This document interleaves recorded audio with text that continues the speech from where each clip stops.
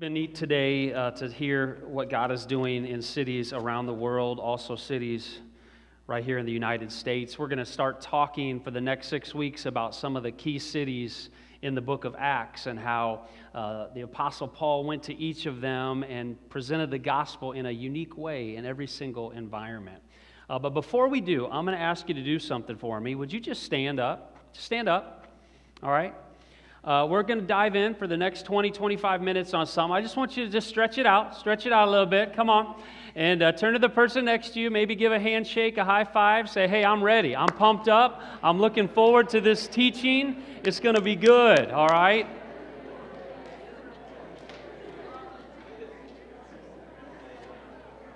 Yes. Okay, there you go. Didn't need to be long, just kind of a little stretch break, all right? We're going to get ready here. I am officially a bachelor until Wednesday. My wife left last Sunday. I've had 10 days by myself, and I am feeling just a mild depression set in, to be honest with you. I've had way too much pizza and McDonald's, and so anyway, I needed a little stretch break for that. Hey, we are diving into a series called Unstoppable Church. Unstoppable Church. All summer long, we've been hitting this middle section of Acts and looking at how Paul traveled around and did ministry throughout the first, second, and ultimately it'll be the third missionary journey.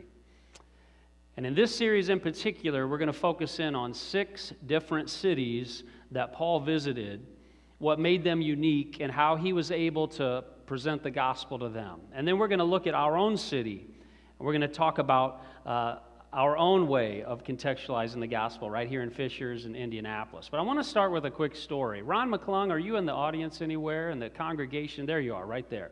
You're going to know this story really well because it has to do with the District Board of Ministerial Development when Ron was the district superintendent and I was a lowly ministerial student serving in that district. And I went through most of the interview process for ordination, and to be honest with you, I think they were encouraged. I have a great wife in Katie, was following all of the checklists really well. The interviews were going well. I thought, hey, we've got this up-and-coming couple. We're excited about them, and so I went to the final interview.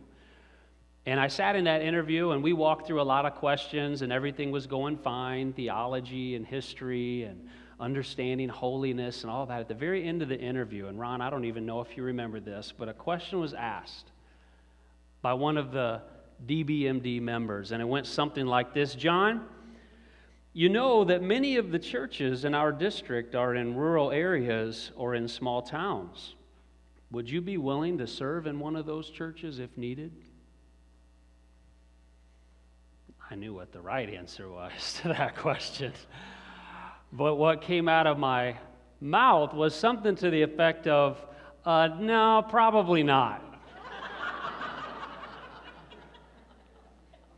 And it was like you could feel the brakes just kind of went, oh, wait a minute here.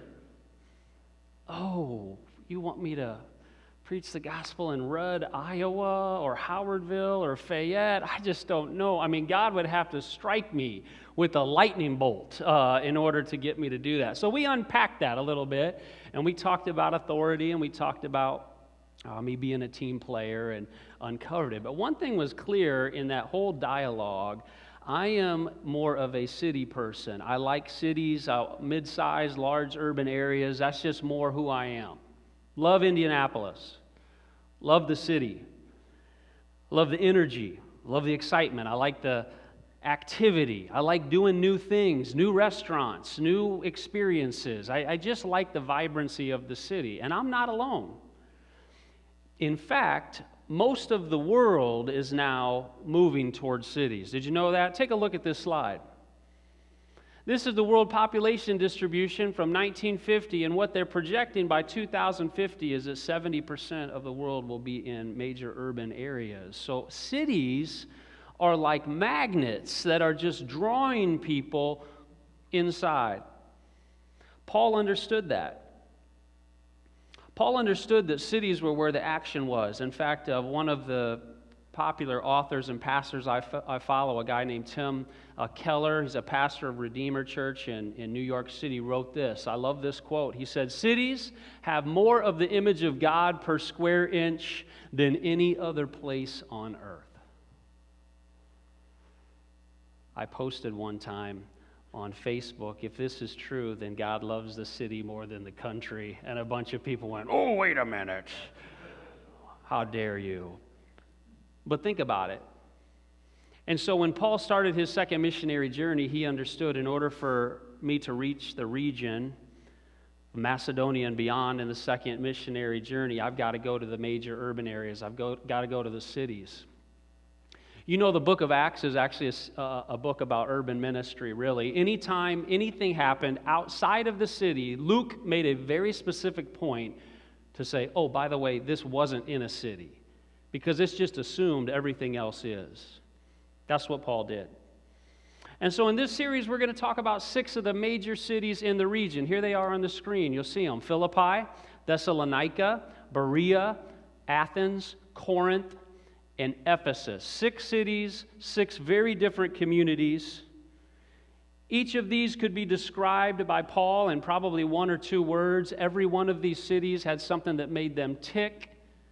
Each of these cities had different idols that they would bow down to and worship, not necessarily physical idols, but certainly there was an idolatry that permeated each of these 6 cities that Paul had to address. But you know what? It's the same thing today. All the major cities in the United States, and even right here in Fishers, we have our own idols. You say, how would you know that? Describe that. Take a look. I'm going to throw a few cities up here, and we're going to hit the first one. Washington, D.C. If you were to describe this city in one word, if you were to say, what is the main value in Washington, D.C.? What is the idol in Washington, D.C.? What is the thing that people aspire to? What is that thing that takes away their worship of God? What is sort of in the culture of D.C.? What would you say is Washington, D.C.'s primary idol? Power. Power. What about this one? Las Vegas. Las Vegas, primary idol. If you just go one word, what is holding on spiritually on this city, what would it be? Pleasure. It could be pleasure. How about this one? New York City. Success. Maybe? What about this one? Los Angeles. Image. Fame. Image. See, Los Angeles is very different than Washington, D.C., which is different than New York City, which is very different than Las Vegas. What about this one? San Diego, California. Health. Can health be an idol? Oh, absolutely. Absolutely. You can try to be as healthy as you can and make your body look good and to feel good and strong, and it can all be about what you eat and exercise and activity, and that can be an idol. How about this one? Boston. What would you say about Boston? Education? Knowledge? Harvard, MIT, do you think knowledge might be an idol there? That if you're intellectual, that is what we all aspire to be and strive for? Here's another one. San Francisco. Equality. Can equality be an idol? Austin, Texas. Independence. Free spirit. Is it possible that freedom can be an idol? And so you look at these 8 cities and we start to think, oh, okay, I see where you're going now, John. Cities have a history and values, something in the very fabric of those cities that can become naturally idolatrous because all of us are worshipers of something. And if we're not worshiping God, what are we worshiping? Are we worshiping power, success, image, money, knowledge? You get the point. It's the same way in the first century. The same way. In fact, Corinth was the commercial hub of the region, but very similar to Las Vegas. And Athens was the intellectual hub of the region and very similar to Boston. And so when Paul comes into Corinth, the message of the gospel is, if you want to find satisfaction, don't find it in pleasure, find it in Christ. And when Paul goes to Athens, it's a very different message because these are intellectual people. So he reasons with them at Mars Hill, and he explains the gospel in ways that the unknown God that they worship is a known God. And he reasons with them. So the strategy is different depending on where he goes. Well, today we're going to look at the city of Thessalonica. So I want you to turn to Acts chapter 17. Thessalonica is city number 1 for us. To give you some perspective on where we're at, this is a map of the second missionary journey. You'll see Paul and Silas, Luke and the gang. You remember in Acts 16, they go from Antioch to Troas, and they're sitting there. God has just sort of mixed them up. It's like the Spirit won't allow them to go anywhere they want to go. They get to Troas, and they get a vision of a man from Macedonia that says, hey, you got to come over to us. And so they cross the Aegean Sea to Neapolis. They hit Philippi, and then they hit Thessalonica. Now, we're going to talk about Philippi in a couple weeks, but I just want to hit these as standalone messages. Thessalonica is our first city of the series. Thessalonica, if I could give it an idol, and honestly, this was the toughest of the 6 because there's not a whole lot in Scripture about it or even in history, but it was a port city.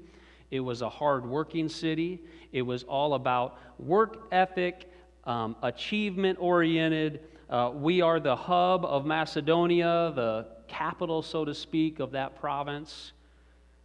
I picture a bunch of fishermen hauling off crates from the port and imports and all the rest. I started to think, what is the hardest working city in the United States? I Googled all of this. Where does hard work and achievement really become idolatrous? And every single list, believe it or not, hardest working city in the U.S., Anchorage, Alaska. That's Anchorage, Alaska right there. We don't know a lot about Anchorage. They just say they work the longest hours, the hardest workers. It's a port city, modern day. Let's pick up the story in Acts 17.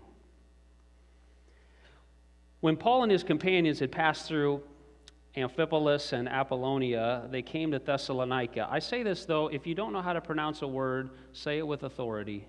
Everyone will think you know what you're talking about. That's what I do every time. So if you say, you don't pronounce it Amphipolis, well, that's how I do. That's the original Greek. That's how you talk about it in the original Greek. As was his custom, Paul went into the synagogue, and on 3 Sabbath days he reasoned with them from the Scriptures, explaining and proving the Messiah had to suffer and rise from the dead. This Jesus I'm proclaiming to you is the Messiah, he said. Some of the Jews were persuaded, joined Paul and Silas, as did a large number of God-fearing Greeks, quite a few prominent women. You need to understand, Paul was in Thessalonica, for about 6 months. 3 weeks in a row he goes to the Sabbath. The Jews aren't that excited about it. There's just some of the Jews that come to faith, but a lot of the God-fearing Greeks are pumped up. This is going to be a Greek-centered church, a Gentile-centered church. Thessalonica was filled with Greeks, Gentiles. And so the church is birthed primarily among the Greeks. The Jews are primarily turned off by this. And as we come to Acts chapter 5, we read, but other Jews were jealous, so they rounded up some bad characters from the marketplace, formed a mob, started a riot in the city. They rushed Jason's house, Greek name, in search of Paul and Silas to bring them out to the crowd. But when they didn't find them, they dragged Jason and some other believers before the city officials, shouting, these men who've caused trouble all over the world have now come here. And Jason has welcomed them into his house. What's the issue here? What's the problem here? Well, they're defying Caesar's decree. And they're saying there's another king, one called Jesus. When they heard this, the crowd and city officials were thrown into turmoil. Then they made Jason and the others post bond and let them go. See, underneath the hard work and the toil of the Thessalonians was this identity in who they were and the idols that they served and the fact that Caesar was king and we're going to work hard and do what we need to do for him. And Paul comes in and he begins to upset the apple cart, so to speak. And it's not hard for the Jews to find some rough and tough characters in Thessalonica. These big, burly port workers, right there on the seaboard. And so they gather them together. They start up a riot. They drag Jason. And what is the charge? That they have decided to not fall in line with the system of our city, but instead to proclaim Jesus Christ as king. So a few years later, as Paul and Silas are out of the city, they write a letter back to the church. Hey, Thessalonians, just going to get a little update on how things are going. How's the church going? I want to admonish you. I want to encourage you. I want to write you a letter. Bill shared a little bit about that letter when he read it earlier. But listen to some of these things that Paul and Silas say. Paul says, we always thank God for you. We continually mention you in our prayers. Remember before God and Father your work produced by faith, your labor prompted by love, and your endurance inspired by hope in our Lord Jesus Christ. He reframes work, labor, toil, and endurance, idols of the time, into faith, hope, and love. And then he says this, and I'm just going to skip to verse 8. The Lord's message rang out from you not only in Macedonia and Achaia. Your faith in God has been known everywhere, so we don't need to say anything about it. For they themselves report what kind of reception you gave us. They tell how you turned to God from idols to serve the living and true God, and to wait for his Son from heaven, whom he raised from the dead, Jesus, who rescues us from the coming wrath. They tell how you turn to God from idols. Paul's M.O., his modus operandi, or however you say that, his way of operating was to go into a city, to figure out what the idols were, to tap into the deeper hopes, and then to proclaim the gospel. And so when he came into Thessalonica, it was with the idolatry of the city in mind that he was going to take and challenge and then offer the gospel. And as the church was established, what was it known for? It was known because they said Jesus is king, not Caesar. And number two, that church turned from idols to serve the living and true God. So here's the deal. What if Paul was at the end of the Aegean Sea and he saw a man from Fishers, Indiana, that said, come over to Fishers. And that night, him and Silas and the gang, they came to Fishers, Indiana, and they engaged, started in the churches, that was their way of doing things, started in the synagogue, and began to address the idols in Fishers, Indiana. What would he say? Paul ticked off the religious people typically. It was usually the religious people that had the biggest problem with Paul calling out their idols. Because, see, the religious people had incorporated those idols so well into what they did, and they just would add in God into the mix of it, but the idolatry was still there. It was still underneath it all. So Paul would come in, and he would say, folks in Fishers, here are the idols that you are serving, and I'm going to call them out. Boom, boom, boom. So I thought, what are the idols in Fishers, Indiana? I live in Fishers, Indiana. A lot of you live here. It's not the same as Pendleton. It's not Lawrence. It's not Noblesville. It's not Indianapolis. What makes this community unique, and what are some of the idols in our city? So I did a little research.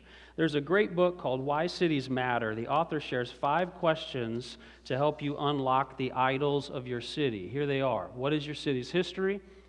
What are your city's values? What are your city's dreams? What are your city's fears? What are your city's idols? That's how you start to get at the deeper issues here. So I started to look at this city. I said, Fishers doesn't have idols. Well, let me just do some info. So we started off, let's start with crime. Let's start with crime. I'm just going to paint a picture of the city, and then we're going to unlock some things here. Crime. Let's talk about safety. In 2011 and 2012, Fishers was ranked safest city in the nation by CQ Press in their city crime rankings. 2015, Carmel and Fishers were ranked number 1 and 2 safest suburbs in Indiana. Safety. We're a very safe city. Number 2, let's talk about money. Wealth. Hamilton County is the wealthiest county in the state of Indiana and getting wealthier. The average household income in 2000 was $75,000. In 2010, it's $110,000. The average household income in Indiana is $50,000. $110,000, that's mom, that's dad, that's everyone pitching in. Household income, $110,000 versus $50,000. Now some of you say, who are these people making $110,000? Your neighbors, okay? They all are. You're the only one that isn't. This stuff is straight out of it's straight out of the data, right? Citydata.com. It's a conglomerate, and they got this stuff. Luke Metz, where are you at? Didn't he do a bunch of demographic data? Am I right? Okay. You guys all knew that Pastor Mike and I are making $250,000 a year here, don't you? That's true. Is that right, Mike? This is interesting. I'm looking at Linda McClure and some others that are in the real estate business. In 2010, 481 buildings were constructed at an average cost of $172,000.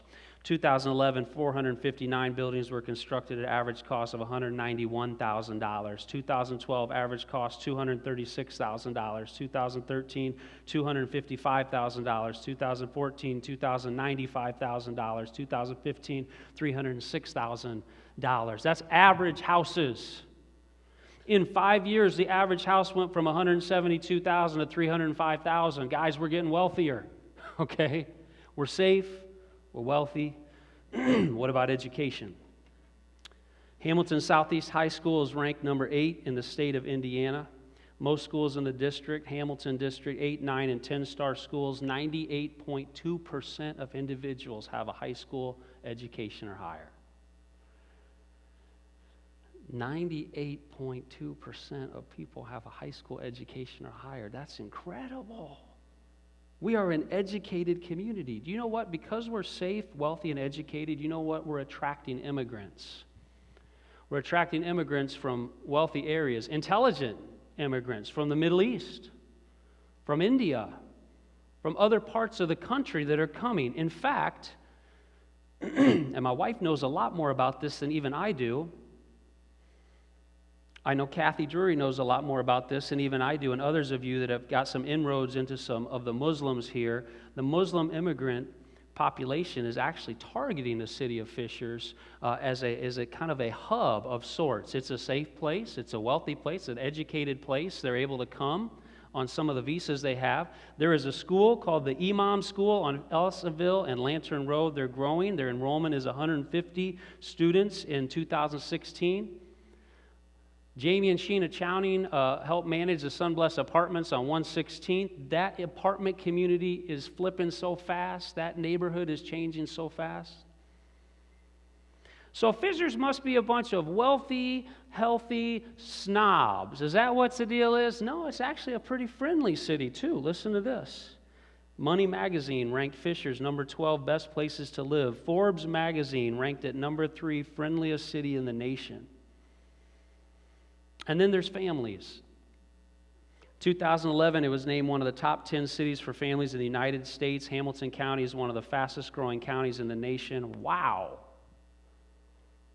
Safe, wealthy, educated, friendly, family. And I suppose the next thing you're going to tell me is it's also very religious and spiritual, right? Well, let's look at some of the statistics on that. I know I'm throwing a lot of demographic data at you today, but I'm going to get at the idols. So we set a platform for the next 5 weeks.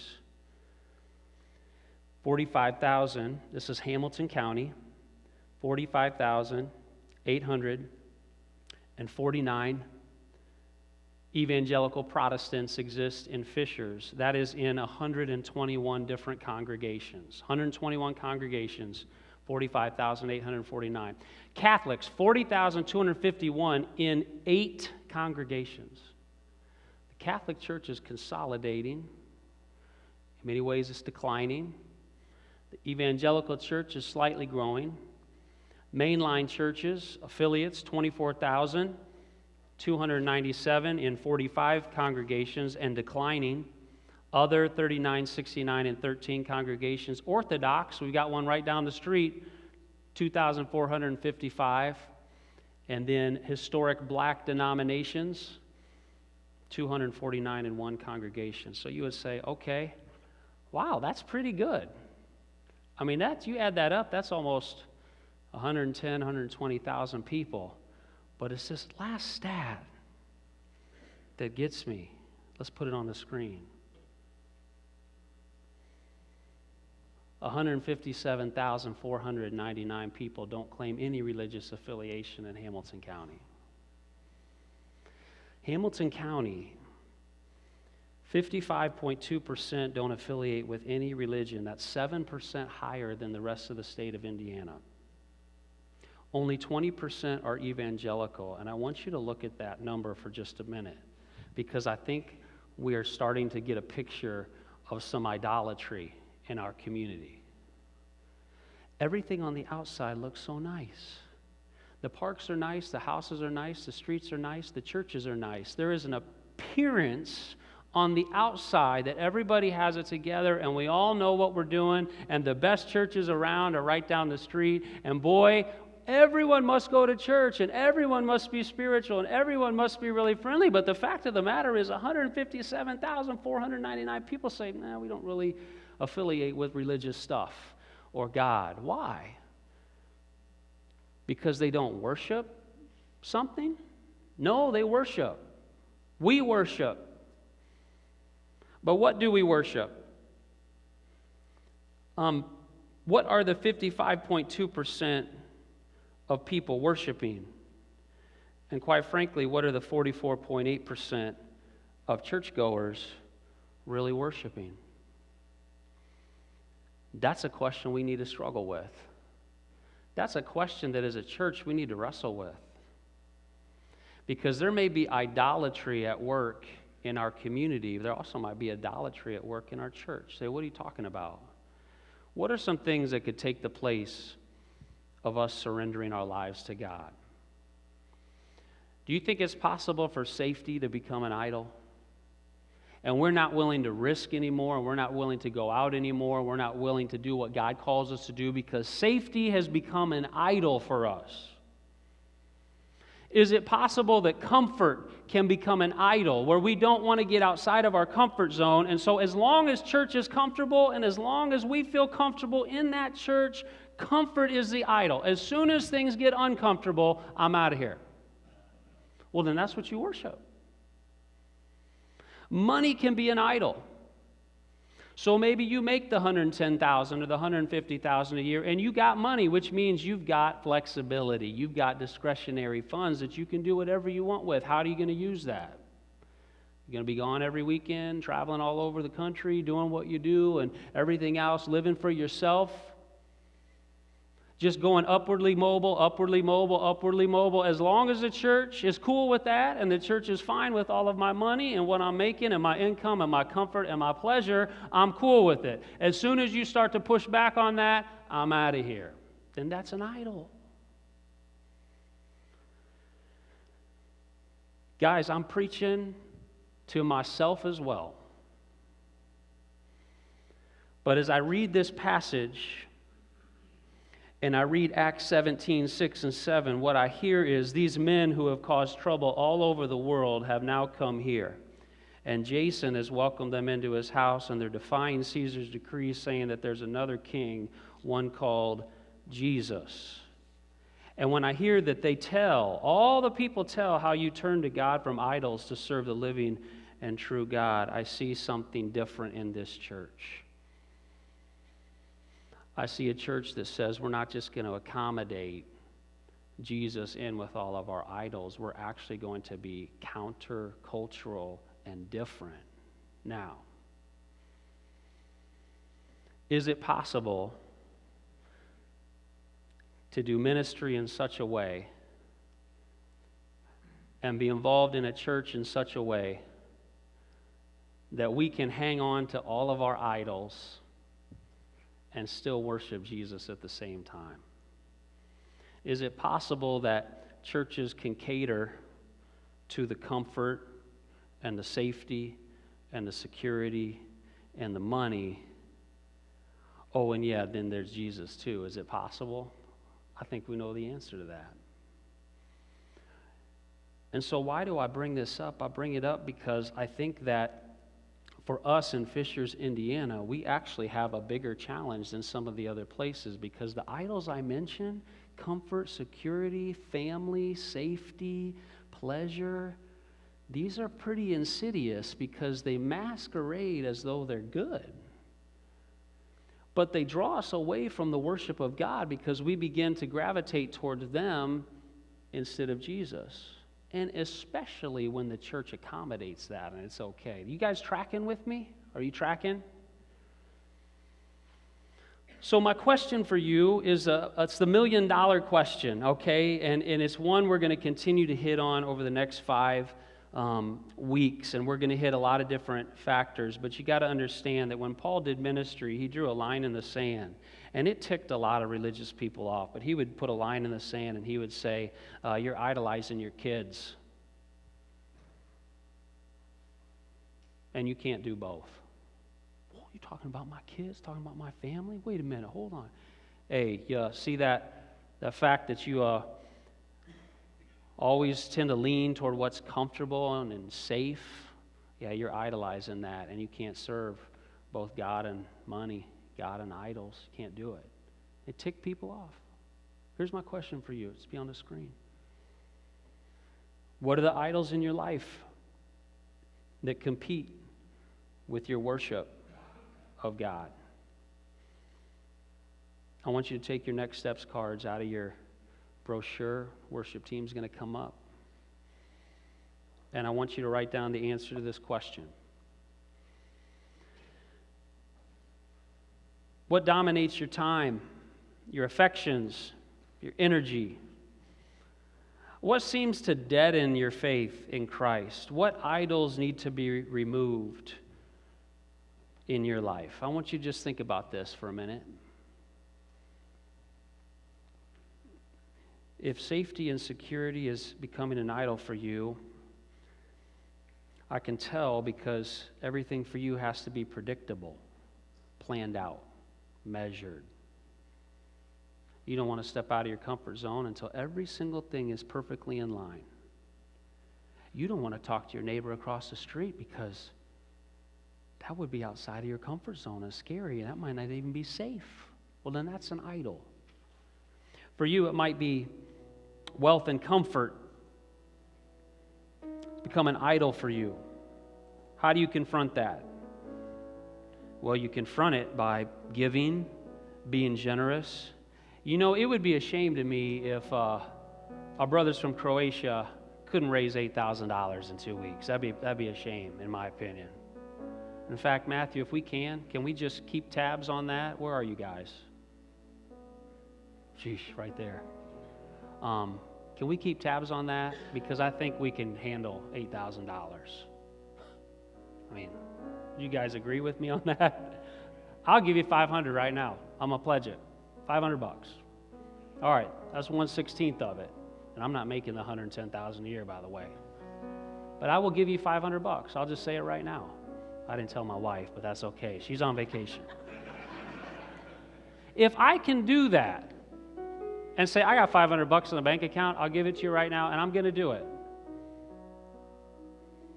That's some discretionary money that obviously I can give. But see, we never challenge to it, so we stay comfortable and we just keep going with the status quo. And I don't want us to do that anymore. So what are the idols in your life? Write them down. Yes, kids can be an idol. Your job is not to make your kids like you or to make them happy. Your job is to raise up your kids in such a way that they'll serve God when they're grown and live a life like that.